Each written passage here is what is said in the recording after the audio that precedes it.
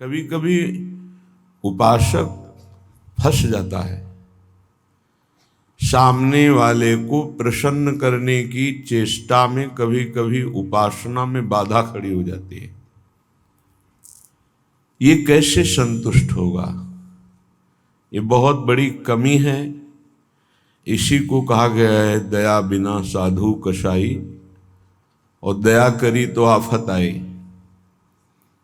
सामने वाले को परमार्थ का उपदेश करके दूर हट जाना चाहिए। वो पकड़े परमार्थ को तब तो उसको निकाला जा सकता है, और यदि कहीं कि इसको संतुष्ट करके निकाला जाए तो वो कभी संतुष्ट नहीं हो सकता। ऐसी नीच वृत्ति होती। जितना आप उसको निकालने की चेष्टा करेंगे उतना ही वो आपको दलदल में धंसाता जाएगा। ये प्रकृति का सिद्धांत है, इसलिए उपासक को निरपेक्ष रहना चाहिए, किसी की अपेक्षा नहीं रखनी चाहिए। ये अनुभूत बात कह रहे हैं। जो संतों से अनुभूत है वही हृदय में अनुभव में आता है। उपासक को यदि कभी ऐसा अवसर मिले कि किसी को भगवत मार्ग में बढ़ाना है तो वो ये ध्यान रखे कि हमें अपने को बचा करके इसको निकालना है। कहीं उसके मन की संतुष्टता के द्वारा हम परमार्थ निरूपण करेंगे तो वो कभी नहीं निकल पाएगा, क्योंकि उसका मन ये समझ जाएगा कि हमारे अनुकूलता को लेकर ये विचारवान है, हमारी अनुकूलता के लिए, बस वो आपको रौंद देगा। और परमार्थ का उपदेश दिया और निरपेक्ष हो गए और वो आप पर आसक्त होता चला जा रहा है, वो निकल जाएगा। त्रुटि यही हो जाती है उपासक से कि इसको कैसे संतुष्ट करूं, वहीं उसका पतन हो जाता है। पतन अपने आराध्य देव का चिंतन छोड़कर मांस के लोथड़े शरीरों का चिंतन होने लगता है। ये कैसे राजी रहे, वो कैसे राजी रहे, परिवार कैसे राजी रहे, भगत कैसे राजी रहे। निकले थे हरि को राजी करने के लिए और हो गया प्रपंच को राजी करना। ये बहुत सूक्ष्म बात है। ये शास्त्र सम्मत और हृदय सम्मत बात है, दोनों की अनुभूति। यदि भगवत मार्ग में आगे बढ़ना है तो किसी को संतुष्ट करने का भाव खत्म कर दे। शास्त्र सम्मत उपदेश है, पकड़ना है पकड़ो, नहीं पकड़ना है तो डूबो। तभी आप परमानंद का अनुभव कर सकते हैं, नहीं तो आपको फंसा लिया जाएगा। ये सूत्र उड़िया बाबा का है, दया बिना साधु कसाई, और दया करी तो आफत आई। बीच में समझो, दया नहीं तो साधु कैसा, और दया की तो फंस गए। तो कौन सी दया आपका परम कल्याण में सहयोग कर सकती है? जो याद को ना नष्ट कर पावे। दया का उल्टा है याद। जो भगवत स्मृति में बाधा पहुंचा दे, ऐसी दया में आग लगे। भगवत स्मृति युक्त प्रियता प्रभु के चरणों में और दया जड़ चैतन्य में, तब तो निकल जाओगे। और अगर भगवत स्मृति को दया ने तोड़ दिया और उसकी स्मृति चल रही तो दुर्गति पक्की है। हिरण में इतनी स्मृति आ गई कि हरि स्मृति गई तो अगला जन्म ऐसे महापुरुष का पशु रूप में हो गया, मृग रूप में। तो बहुत सावधानी का ये परमार्थ मार्ग है। कभी कभी दया में चूक हो जाती है। ये दया बहुत बड़ी दैवी संपदा है, कोई साधारण नहीं है। महापुरुष अपने कल्याण की बात ना देखते हुए सामने वाले का कैसे मंगल हो, इस बात पर विचार युक्त रहते हैं। पर साधक को बहुत सावधान रहना चाहिए। इस दया रूपी सद्गुण से बचना चाहिए। ध्यान से इसको पकड़ लीजिए। दया रूपी सद्गुण से बचना चाहिए जब तक भगवत प्राप्ति ना हो जाए। दूर से दया का भाव, दूर से हृदय में कहीं इसका भाव प्रवेश हो गया कि इस पर दया करनी है, हम बड़े दयालु हैं, तो फंसा फंसाया है। भजन करने से हृदय बड़ा द्रवित हो जाता है। द्रवित हृदय में करुणा और दया की लहरें उठती रहती हैं। उसको लगता है क्या दे दूं, क्या कर दूं, कैसे ये भगवान में लग जाए। अच्छी बात है, पर व्यवहार में ये तुम्हारी बात कोई जान गया कि तुम इतने दयालु हो तो दुरुपयोग कर देगा, तुम्हारी इस दया का दुरुपयोग हो जाएगा। बहुत अच्छे से इसको समझ के बोल रहे हैं। इसलिए चाहे गृहस्थ हो चाहे विरक्त हो, यदि भगवत प्राप्ति करनी है तो दया रूपी सद्गुण को हृदय में दबा दो। बाहर से निरपेक्ष और उदासीन रहो। जब कभी भगवान ऐसी सामर्थ्य दें तो निरपेक्ष होकर के उससे कोई आसक्ति न रखते हुए उपदेश कर दिया और दूरी बनाए। नजदीकी बनाया तो फंसे, ये ऐसे है प्रपंची। नजदीकी बनाया तो फंसे, और फंसे तो तुम्हारी ही निंदा ये करेंगे, तुम्हारे ही विपरीत चलेंगे। बहुत सावधान। जैसे डूबने वाले को बचाने वाला जाए और चतुर तैराक ना हो, चतुर इसलिए कि अपने को बचा ले, तैराक इसलिए कि उसको भी निकाल ले, तो डूबने वाला पहला काम करता है बचाने वाले को डुबोता है और ऊपर उठ के सांस लेना चाहता है। बस ऐसे ही भव समुद्र में, प्रपंच में कामी क्रोधी लोभी ऐसे जो जन डूबे हुए हैं, साधु का कर्तव्य है उनको निकालना, पर परम प्रवीणता पूर्वक अपने को बचाते हुए, नहीं तो पक्का डूब जाएगा। पक्का अनुभव की बात है। संतों की जो बातें होती है वो छाती की बातें होती, पढ़ी लिखी बातों में उतना प्रभाव नहीं पड़ता जितना हृदय की अनुभूत बातों पर पड़ता है। फिर अनुभव होगा कि बड़ा इष्ट कठोर है, वो हमारी रक्षा नहीं की, हमको बचाया नहीं, हम संकट में फंस गए। तो इष्ट शास्त्रों में संतों के रूप में, गुरुदेव के रूप में उपदेश करते हैं। निरपेक्षम मुनिम शांतम निर्वैरम समदर्शनम।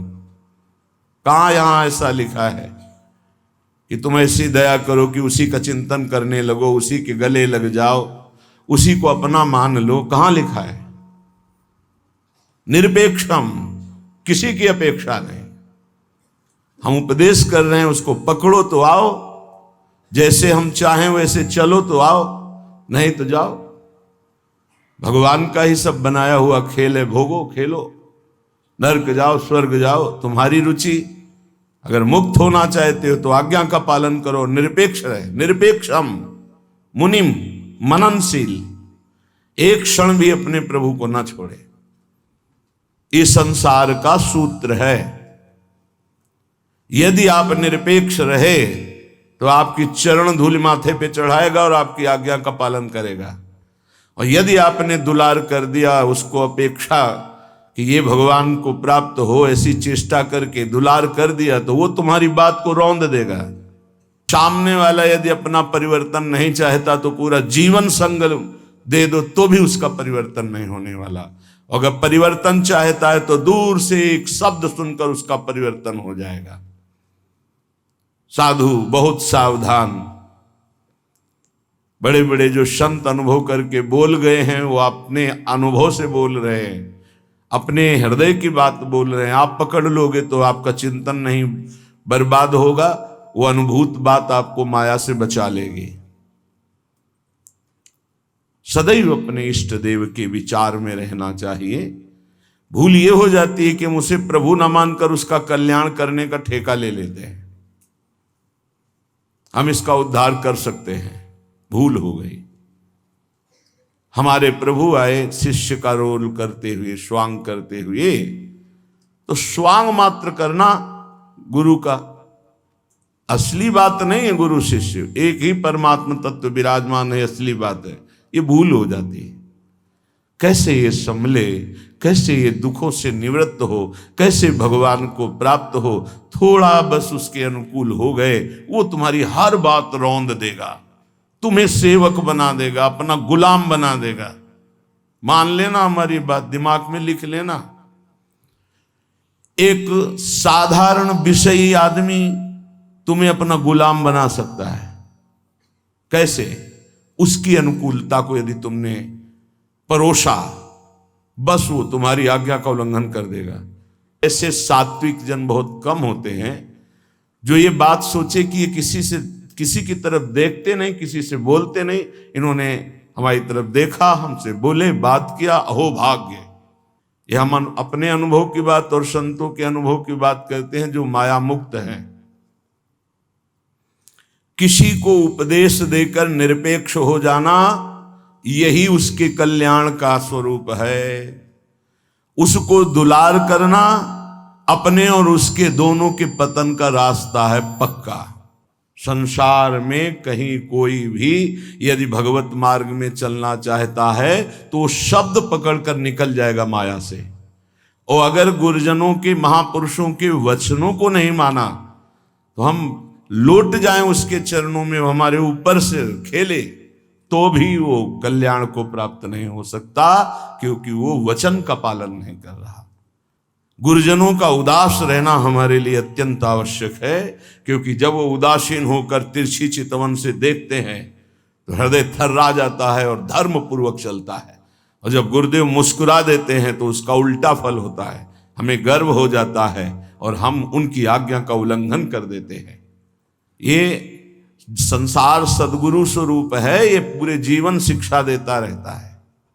इसलिए हम बैरागी, भगवत मार्ग के अनुरागी या गृहस्थ में जो वैष्णवजन हैं, उनको ये जो दूसरों को उपदेश देना, दूसरों के कल्याण का ठेकेदार बन जाना, ये बहुत ही घातक खेल है।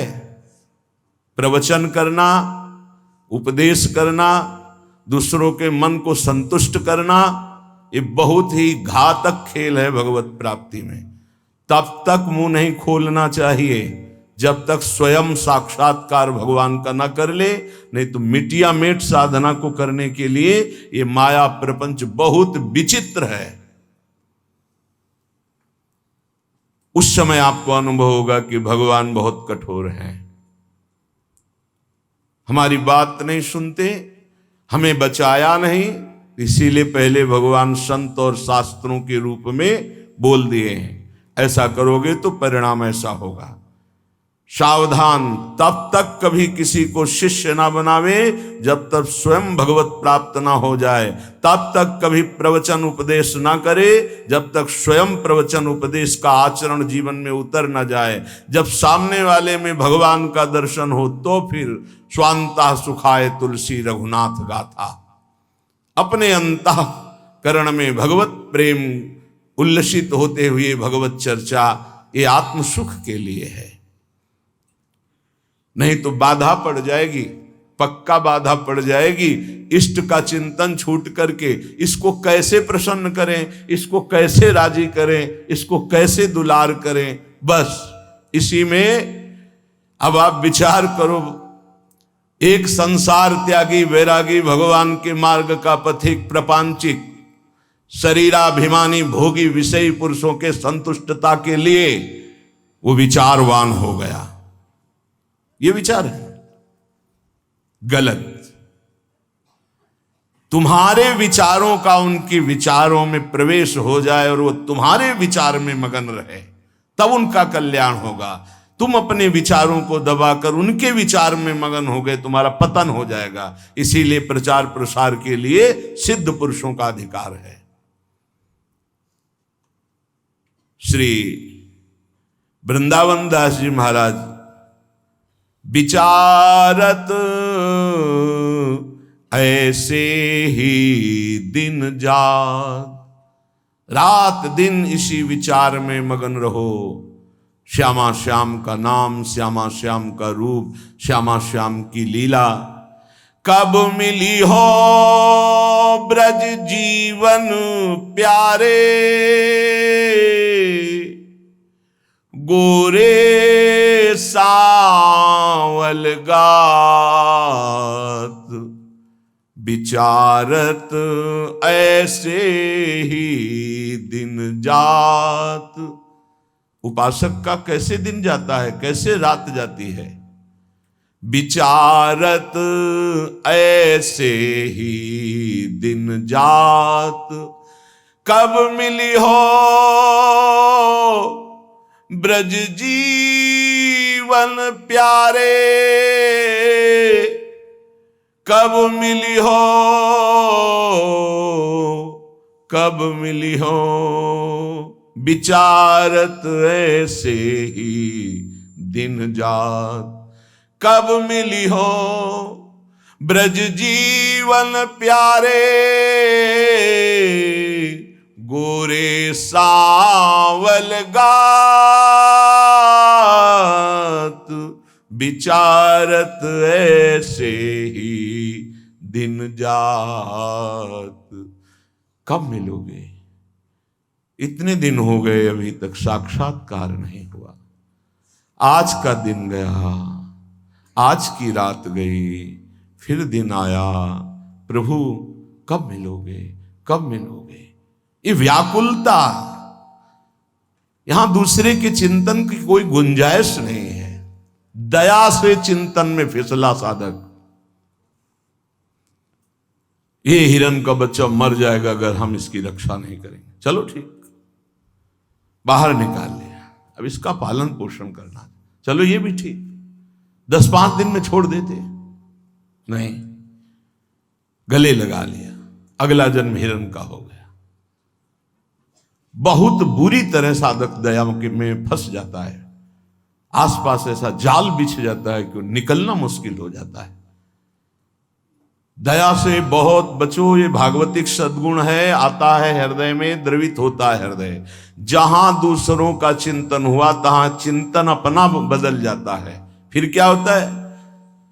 कहिबे में नियरे से लागत, सपन्यों नहीं दर्शात, अब कछु निठुर भय या जुग में, ताते मन पछतात, विचारत ऐसे ही दिन जात। वो बातें तो प्रभु की करता है, लेकिन ऐसा अनुभव में नहीं है। बहुत दूर प्रभु होते हैं। कहिबे में नियरे से लागत, सपन्यों नहीं दर्शात। स्वप्न में भी प्रभु नहीं आते। क्यों? गजब की बात है, साधक जीवन भर चिंतन को संभालता रहता है। दूसरे पर दया करके वो अपने कीमती चिंतन को दे दिया है, वो समझ नहीं पाता क्या हमारे से इनको मिल रहा है। इन्होंने अमोघ चिंतन छोड़ करके मुझे अपना लिया, मेरा चिंतन करते हैं, मेरे दोषों को मेरे सामने रखते हैं, मेरे को अपना मानते हैं, इसलिए प्राण न्यौछावर हो जाने चाहिए। लेकिन नहीं, वो प्राण ले लेगा उसके, अगर ऐसी गलती की कोई उपासक।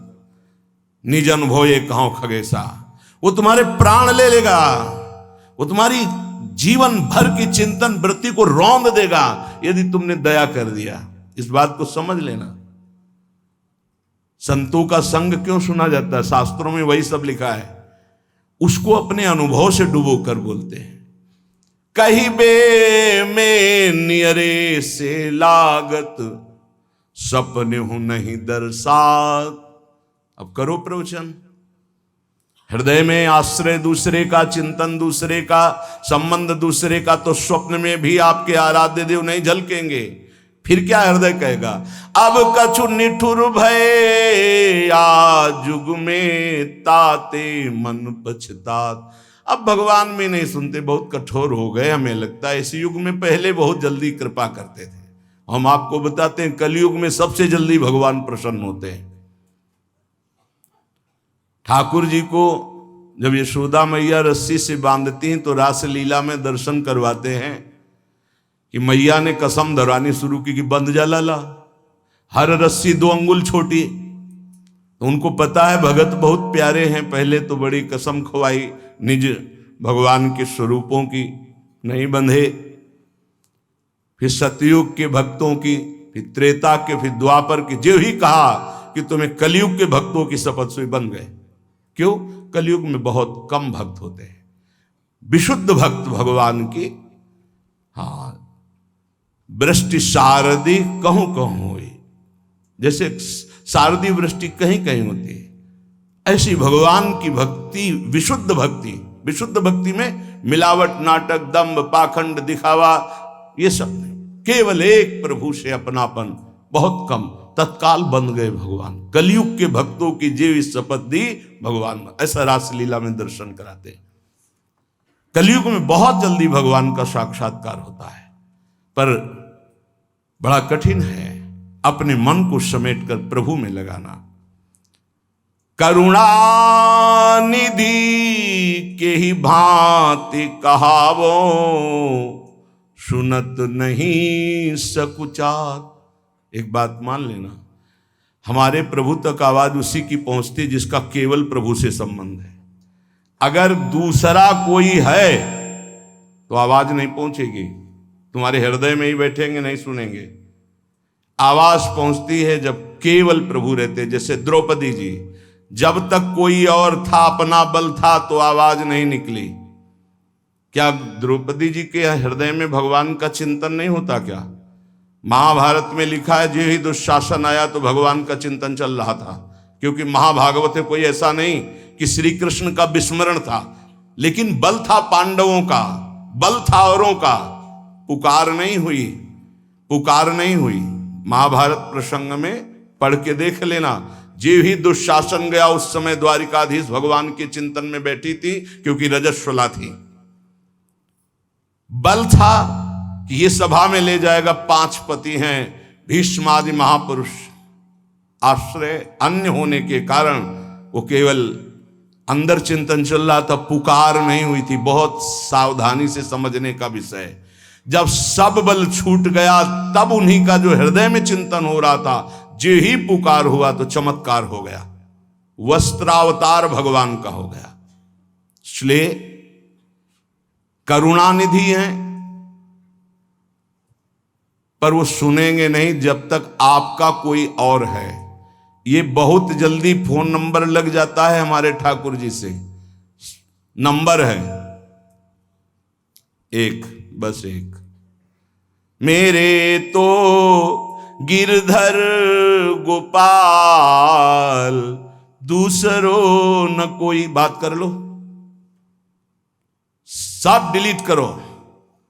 सबकी ममता ताग बटोरी, मम पद मन ही बांध बर डोरी। कनेक्शन, जय जय, तुरंत उत्तर मिलेगा। हाँ बोलो, आपने कनेक्शन है नहीं फैला। कनेक्शन तो जननी जनक बंधु सुत दारा, तन धन धाम सुहृद परिवारा। तो इनसे बात करो, हरि से कैसे होगी? हरि से बात करने के लिए एक ठसक हमारे माई श्यामाजू को राज, एकमात्र प्रियाजू से अपनापन। तो अभी बात कर लो। लेकिन धिक्कार है हमारे मन को, हमारी इंद्रियों को, हमारी बुद्धि को बड़े परमार्थ के बहाने से चुराती माया। माया कोई विपक्ष बन के थोड़ी आती है, नहीं तो साधक विपक्ष को पहचान के फौरन अपने को बचा ले, वो भी चतुर खिलाड़ी है। पक्ष बन के आती है, हम इसका कल्याण कर देंगे, ये हमारी सेवा में है, ये इसका मंगल होना चाहिए। मार देगी। विपक्ष सेवा के बहाने से घुसता है और फिर मार देता है। ये बात ध्यान रखना, पकड़ लो हमारी बात को। एक परमहंस जी हमें मिले, वो आर्मी में मेजर थे, बाद में संत बने। बहुत ही अष्टपुष्ट शरीर, हमसे एक बीता लंबे, भारी त्रिशूल हाथ में रखते थे। गौ रक्षक, हजारों गौओं को ट्रकों से छुड़ाया था। तो विपक्ष मूड़ मुड़ा के सफेद अचला, सफेद ऊपर, साष्टांग दंडवत उनके आश्रम में। महाराज हमारी गौ भक्ति बहुत जोर की। कसाई था, आपका शिष्यत्व स्वीकार करने आए, जो आपका नाम सुना, आपकी गौ भक्ति, तो उनका भैया बड़े भाग्य हैं आपके, बस हमें केवल गौ सेवा करनी है, आप अपनी गौ सेवा में रख लो। हजारों लाखों गौएं थी और इतनी नम्रता 1 साल में की कि सेवा में आ गया, शरीर सेवा में। हर बार साष्टांग दंडवत, हर बार जे भी, बस उसने ये स्वांग ही रचा था, जे भी शरीर सेवा में आया 2-3 दिन के अंदर वो रात्रि में दूध लेते थे 2 लीटर गाय का, उसी में जहर, जे ही पिया दूध से तुरंत अंदर, वो बड़े भागवतिक थे, तुरंत अंदर आया, तुम्हें जहर दे दिया गया। बुलाया, कहाँ है वो? गायब, है ही नहीं। 5 लीटर गौमूत्र पिया, हमसे एक बीता लंबे से, बस उनको यही समझ में गाय बचा सकती है। 5 लीटर जी हुई गौमूत्र पिया, 5 मिनट में ही इतनी उल्टियां हुई कि सब बाहर। थोड़ी देर के लिए मूर्छित रहे, कोई डॉक्टर की जरूरत नहीं पड़ी और ठीक हो गए। एक तो भागवतिक दिव्य श्रद्धा उनकी, दूसरी गौमूत्र ने उनको बहुत सी उल्टियां करा दी। 5 लीटर, ढक्कन 2 ढक्कन की बात, इतनी गर्मी, 5 लीटर मतलब बार बार उल्टियां, तो सब बाहर निकल गया। और सामर्थ्यशाली भगवत चिंतन परायण गया न सेवा के मिस से। विपक्ष कभी विपक्ष बनकर नहीं आता, मित्र बनकर आता है।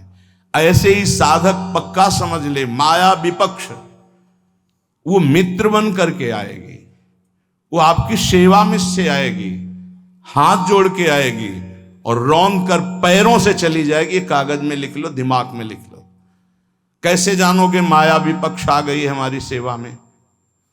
जिसके संग से प्रभु का चिंतन छूटे और उसका चिंतन बनने लगे, चाहे जिस भाव से हो, चाहे दया से हो, प्यार से हो, दुलार से हो, किसी बात से हो, बस समझ लेना ये विपक्ष है, अपना पक्ष नहीं। क्योंकि जिसके संग से प्रिया प्रीतम की स्मृति निरंतर चले वो तो अपना पक्ष, और जिसके संग से प्रिया प्रीतम का स्मरण चला जाए और उसकी स्मृति आ जाए तो जाके प्रियन राम वैदेही तजिए ताहे कोटि वैरी सम जद्य परम स्नेही, परम स्नेही का रूप लेकर के आते। बहुत सावधान उपासक को रहना चाहिए, नहीं तो करुणानिधि प्रभु होते हुए भी तुम्हारी बात नहीं सुनेंगे, तुम्हारी आवाज नहीं जाएगी वहां तक। फिर कहोगे भगवान ने बचाया नहीं, तुमने सिद्धांत का भंजन किया, सिद्धांत के विरुद्ध चले, इसीलिए तुम मारे गए, इसीलिए तुम्हें गिरा दिया जाएगा। बाद में दोषी तुम होगे क्योंकि तुमने दया की, यहां भी और परलोक में भी। 3 जन्म लगे भगवत प्राप्ति के लिए। पहले जन्म में ही पिता भगवान थे ऋषभ देव जी, भरत जी के। ये लीला करके उन्होंने दिखा। इसलिए वैष्णव, सन्यासी, साधक, उपासक अपने जीवन में बहुत सावधान रहे। पूरे जीवन में कभी कभी जगत कल्याण की भावना भी उसको बंधन का कारण बन जाती है। इसलिए जगत भगवत स्वरूप है, इसका कल्याण नहीं करना, तुम अपने को बचा के निकल जाओ, यही बहादुरी है।